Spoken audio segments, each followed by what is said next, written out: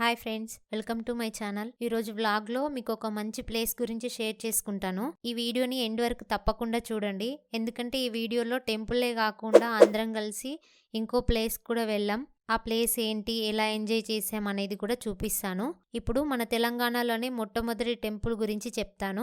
తెలంగాణలో ఎక్కడా కూడా లేదు. మొదటిసారిగా మన హైదరాబాద్లోనే హైటెక్ సిటీకి దగ్గరలో ఉన్న కొండాపూర్లో శ్రీ శివశక్తి స్వరూప అర్ధనారీశ్వర టెంపుల్ నిర్మించారు. ఈ టెంపుల్ ఎలా ఉంది అనేది అయితే మీకు చూపిస్తాను. ఈ టెంపుల్ చాలా అంటే చాలా బాగుంది. చూడడానికైతే 2 కళ్ళు సరిపోలేదు. అక్కడ ఉన్న అర్ధనారీశ్వరులను అలాగే చూస్తూ ఉండాలనిపించింది నాకైతే. ఈ టెంపుల్ కైతే మా రిలేషన్స్ అందరం కలిసి వెళ్ళాము.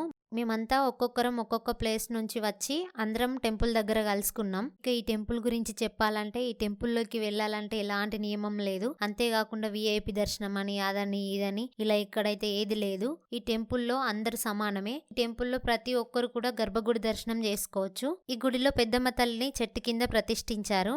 అంతేకాకుండా శ్రీ రేణుక ఎల్లమ్మ తల్లి కూడా ఉన్నారు. ఈ ఎల్లమ్మ తల్లిని ముద్దుగా చిన్నమ్మ అని కూడా పిలుచుకుంటున్నారు. ఈ గుడి మొత్తం అమ్మవారి స్వరూపాలే ఉన్నాయి. గుడి చుట్టూ అమ్మవారి 9 రూపాలను నిర్మించారు. అంతేకాకుండా 9 రూపాలు పేర్లతో సహా పెట్టారు. మనలో చాలా మందికి కూడా అమ్మవారి 9 రూపాల పేర్లు తెలియకుండానే ఉంటుంది కదా. ఇక్కడికి వెళ్తే అయితే పేర్లతో సహా కూడా తెలుసుకోవచ్చు. ఈ గుడిలో 2 ధ్వజస్తంభాలు ఉన్నాయి.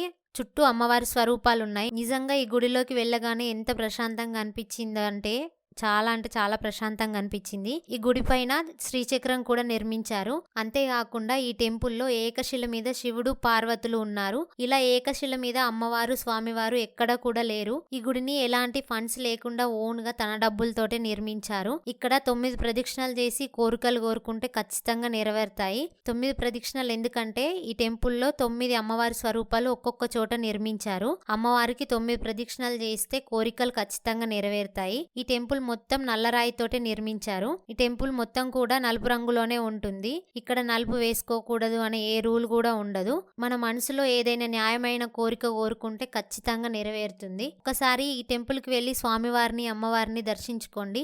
మేమంతా స్వామివారిని దర్శించుకొని చాలాసేపు అక్కడే కూర్చున్నాము. మా పిల్లలంతా గుడి చుట్టూ తిరుగుతూ ఆడుకున్నారు. చాలా ప్రశాంతంగా అనిపించింది. అందుకే ఎక్కువసేపు ఉన్నాము. మేము వెళ్ళింది కార్తీక మాసం లాస్ట్ రోజు వెళ్ళాము. అందుకే కార్తీక మాసం చివరి రోజు అవడం వల్ల చాలా మంది వచ్చారు.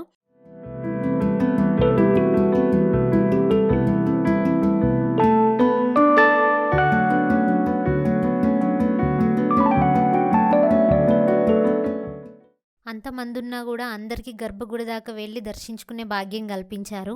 ఈ ఆలయం టైమింగ్ వచ్చేసి మార్నింగ్ 6 నుండి ఆఫ్టర్నూన్ 1 వరకు ఉంటుంది. మళ్ళీ ఈవినింగ్ 5 నుండి 8:30 వరకు ఉంటుంది. అందరూ తప్పకుండా వెళ్ళి దర్శించుకోండి.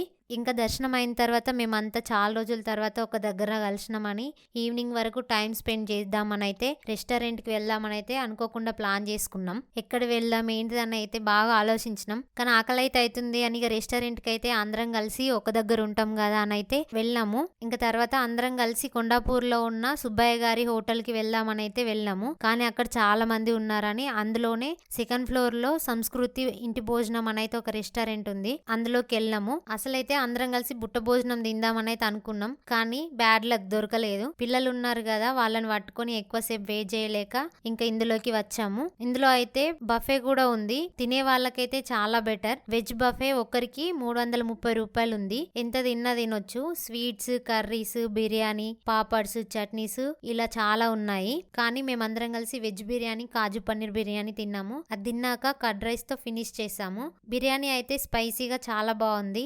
ఇలా అందరం కలిసినంతసేపు చాలా సంతోషంగా ముచ్చట పెట్టుకుంటున్నాం. ఇలా అందరం కలిస్తే ఆ సంతోషమే వేరే ఉంటుంది కదా. మన బిజీ లైఫ్ లో అప్పుడప్పుడైనా ఇలా ఫ్యామిలీస్ తో గానీ ఫ్రెండ్స్ తో గానీ కాసేపు అయినా టైం స్పెండ్ చేస్తే చాలా బాగుంటుంది. నాకైతే ఇలా అందరితోటి కలిసి ఉండటం చాలా ఇష్టం. మీకు ఎలా ఇష్టమో కామెంట్ చేయండి. మీరు ఈ ఛానల్ ని ఫస్ట్ టైం కనుక చూస్తున్నట్లయితే సబ్స్క్రైబ్ చేసుకోండి. ఈ వీడియో నచ్చితే లైక్ చేయండి, షేర్ చేయండి. Thank you for watching.